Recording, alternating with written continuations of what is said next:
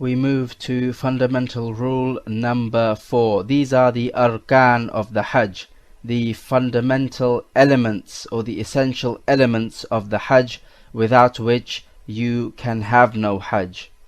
And there are 4 of these to note. So number 1 is to make the intention of ihram. Number 2, to stand at Arafah.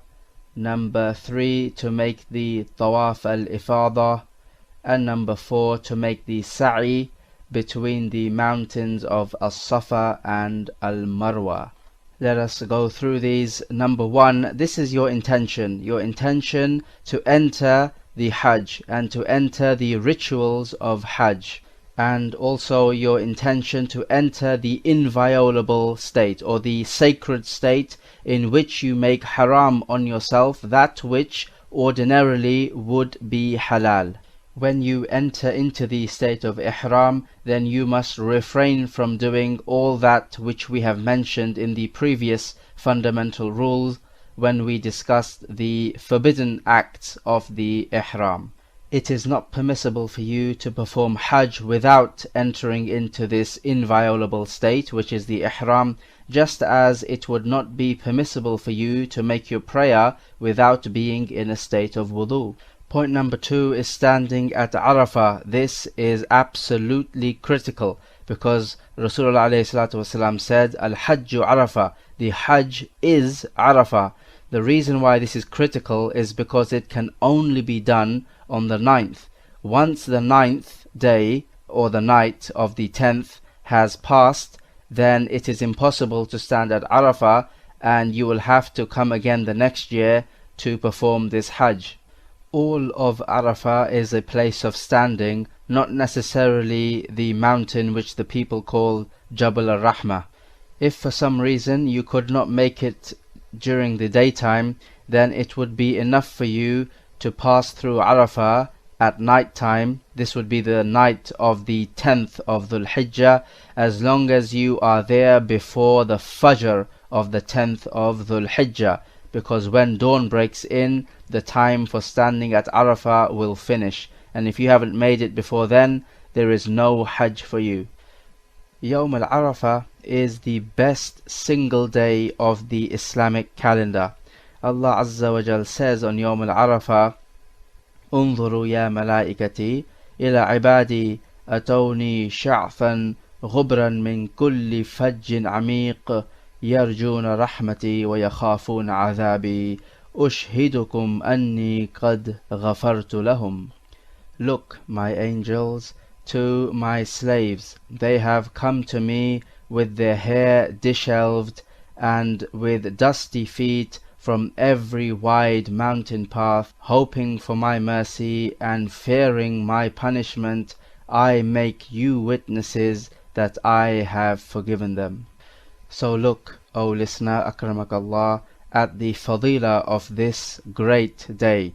May Allah Azza wa Jal grant us the tawfiq to perform the Hajj for those of us who have not performed the Hajj, and for those of us who have performed the Hajj, may He make it an accepted Hajj, and may He accept our standing at Arafah, and may He forgive our sins. Allahumma ameen. Point number 3 is the Tawaf al-Ifada. This is as Allah Azza wa Jal says, وَلْيَطَّوَّفُوا بِالْبَيْتِ الْعَتِيقِ, and let them perform the Tawaf around the ancient house. The time for making the Tawaf al-Ifada extends from the Fajr of the 10th of Dhul Hijjah going all the way up until the end of Dhul Hijjah. Point number 4 is to make the sa'i between the mountains of Safa and Marwa. This is as Aisha radiyallahu ta'ala anha says in Sahih al-Muslim, that Allah will not accept the Hajj of anyone until he makes this sa'i between Safa and Marwa.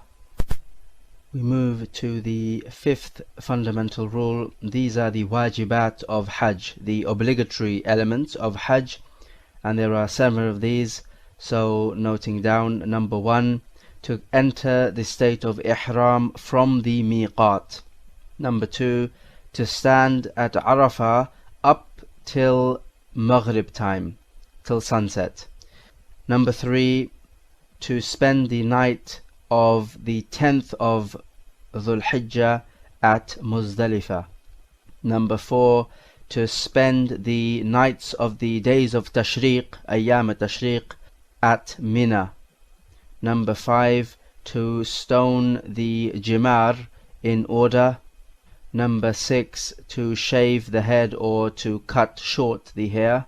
Number 7, to make the Tawaf al-Wida', the farewell Tawaf. Okay, let's go through these. We talked about the miqat previously. You have to enter the state of ihram from the miqat. This is wajib. If you entered your ihram after going past the miqat, then you can continue your hajj, but you will have to enter the state of ihram as soon as possible, and you will have to sacrifice a sheep because you did not enter ihram from the miqat, because you did not fulfill one of the wajibat, one of the obligatory elements of the hajj. When entering into the ihram, you make sure that you have your clothes of the ihram put on, and you say labbaik Allahumma hajjan if you are intending hajj. If you are intending umrah, you would say labbaik Allahumma umratan. This is said out aloud, and it is part of the rituals. It is not expressing your niyyah out aloud, because your niyyah, which you also have to make, is the place of the heart, so you make that in your heart. This is just part of the ritual. Also, you say the talbiyah. The talbiyah is labbaik Allahumma labbaik, labbaik la sharika laka labbaik, innal hamda wan ni'mata laka wal mulk la sharika lak. Point number 2 is that you need to stand at Arafah up until sunset. This is if you enter Arafah by daytime. You must join the daytime with the nighttime at Arafah, because Rasulullah ﷺ did this, and he famously said, خُذُوا مِنِّي مَنَاسِكَكُمْ فَإِنِّي لَا أَدْرِي لَعَلِّي لَا أَحُجُّ بَعْدَ عَامِي هَذَا. Take from me your rituals, meaning your hajj rituals or rites, for I do not know whether I will perform hajj again after this year.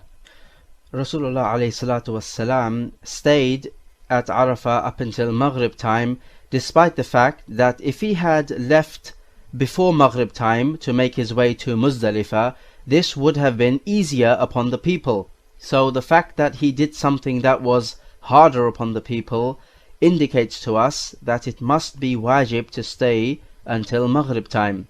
If you enter Arafah by night time, then you just need to stay at Arafah by night time, and then you can move on to Muzdalifah.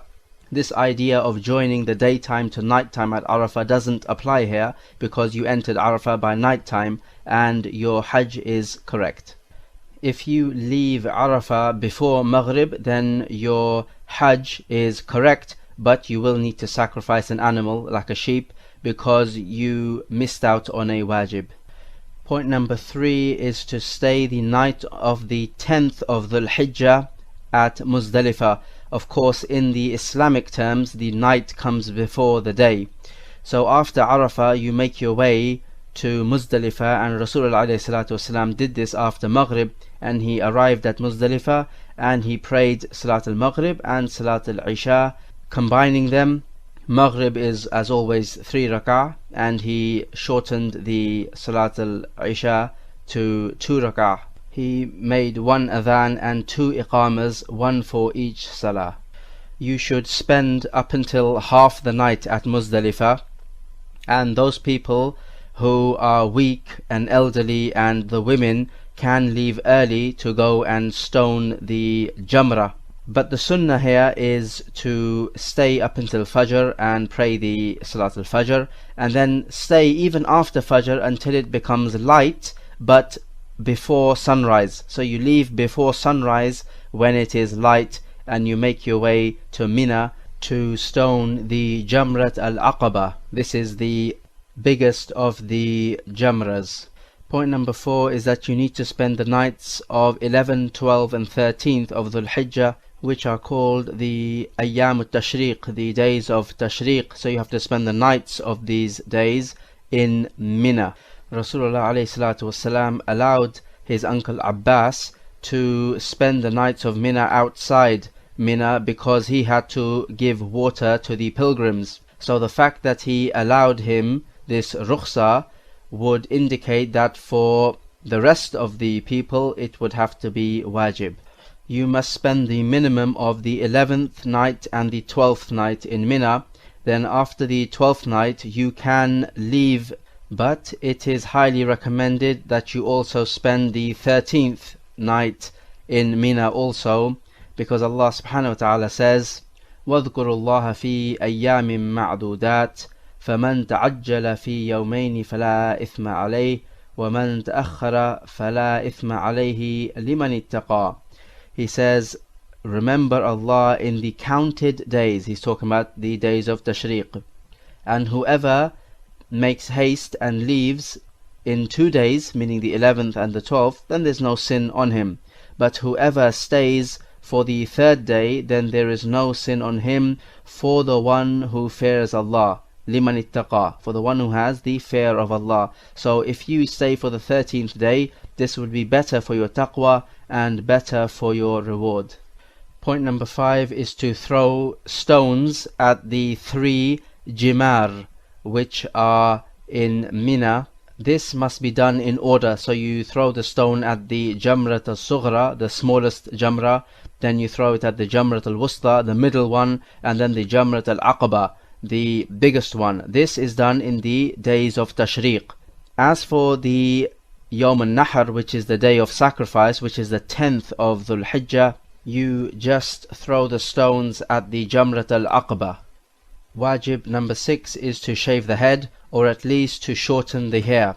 It is better to shave the head than to shorten the hair, because Rasulullah ﷺ made dua for the mercy for the ones who shave the hair 2 times and for the ones who shorten the hair once. So he made more dua for mercy for the ones who shave the head.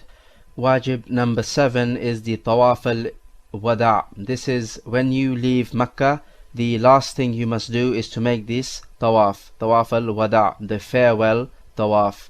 This is as Ibn Abbas says in the Sahih, أمر الناس أن يكون آخر عهدهم بالبيت إلا أنه يخفف عن الحائض, that the people were ordered before they leave, the last thing they should do is to make the tawaf around the house, except if the woman is menstruating, the order was waived from her. So we can say that this is a wajib except for the menstruating woman. Fundamental rule number 6, these are the sunan elements of the Hajj. If you do them, you are rewarded. If you don't do them, you are not punished, and there is no fidya on you. There are 6 of these, so this is to write down and memorize. Number 1, to spend the night of Arafah, which is the night of the 9th, at Mina. Number 2, to make the tawaf al-qudum, which is the arrival tawaf, when you first arrive in Mecca. Number 3 is to make al-ittiba' with your upper garment in this tawaf al-qudum. Number 4 is to make al-ramal in the first 3 circuits of the tawaf al-qudum. Al-ramal, slight running motion. Number 5 is to wear the izar and the rida. And number 6 is to make the talbiyah.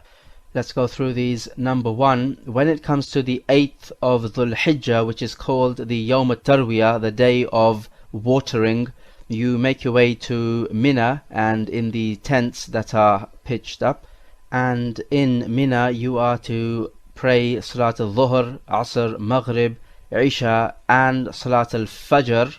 There you shorten the prayers which are meant to be shortened, which are the 4 rak'ah prayers.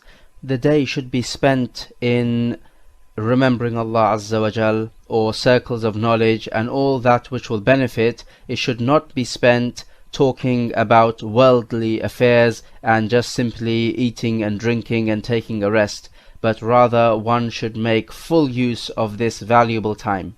Point number 2 is that if a person who wants to perform the Hajj comes to Mecca, then he needs to perform Tawaf al-Qudum. Or this is a sunnah, it is reward worthy, and it is a tawaf which is performed upon first arriving in Mecca.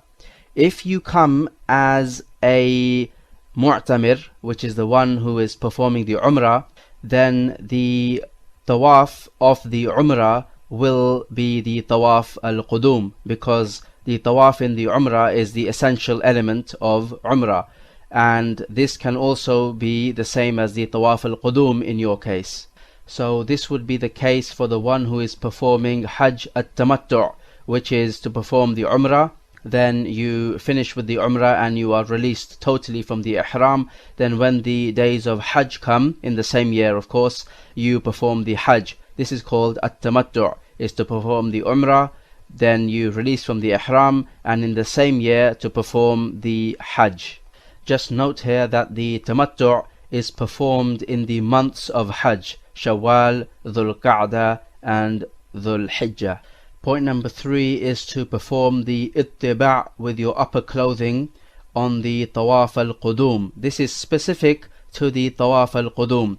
Ittiba' is when you leave bare your right shoulder. So from the rida you put it underneath your right shoulder, leaving it bare.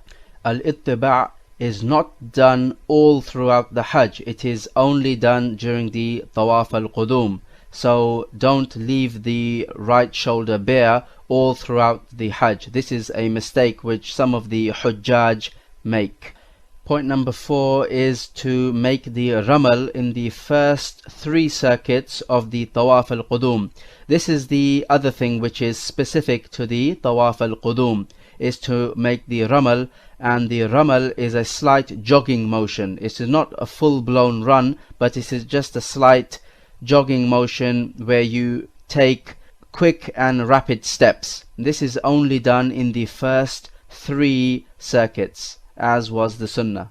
The other place where you make ramal is between the 2 markers or the 2 lights when you are making the sa'i between Safa and Marwa. Rasulullah ﷺ said, "La yuqta'u hadha al-wadi illa shaddan," that this valley should not be passed except making the ramal or slight jogging motion with rapid step movements. The place for making the ramal between the Safa and Marwa is marked with the green lights. Note here that the ittiba' and ramal is not done in the Tawaf al-Ifada, nor in the Tawaf al-Wida'. Point number 5 is to wear the izar and the rida. The rida is the upper garment and the izar is the skirt-like lower garment.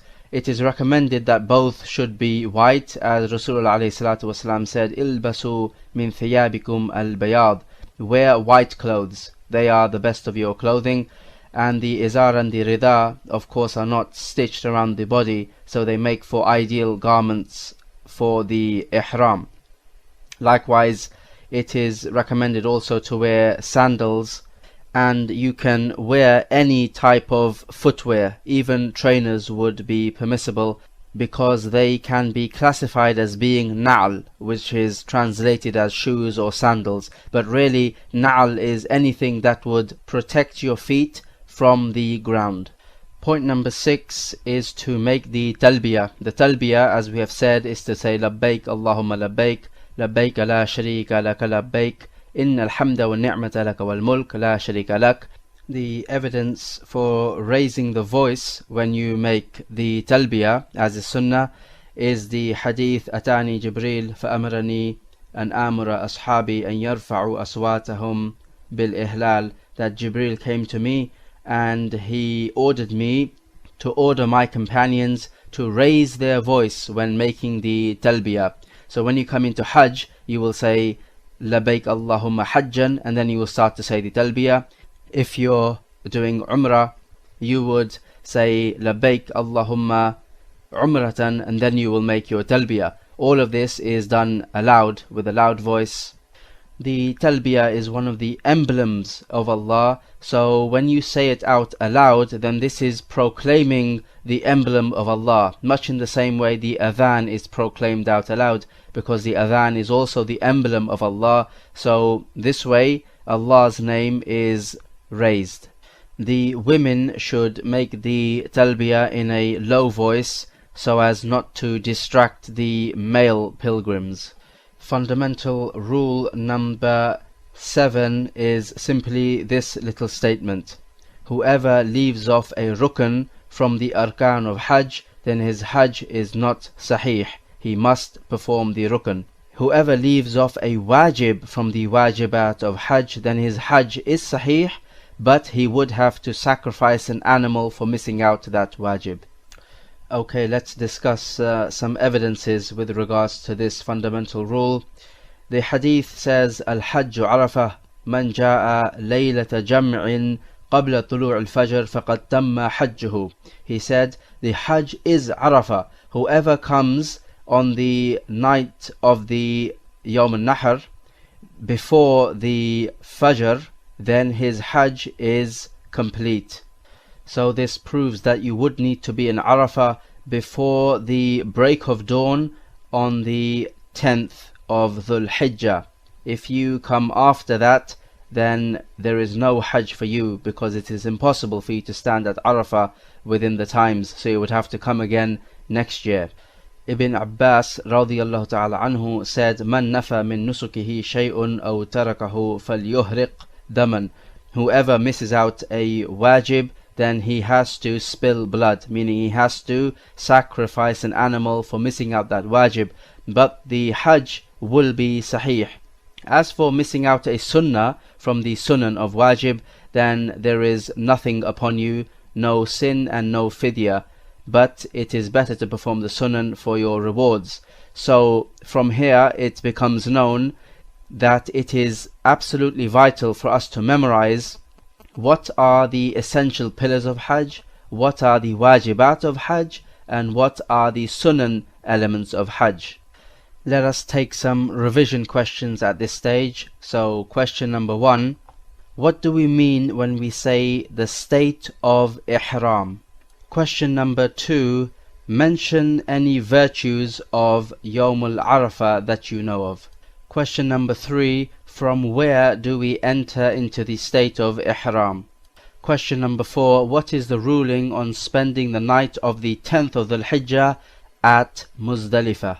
Question number 5, what does al-ittiba' and al-ramal mean, and when is it to be performed? Question number 6, what is the ruling on missing out a wajib of the Hajj, and what is the ruling on missing out a rukn of the Hajj?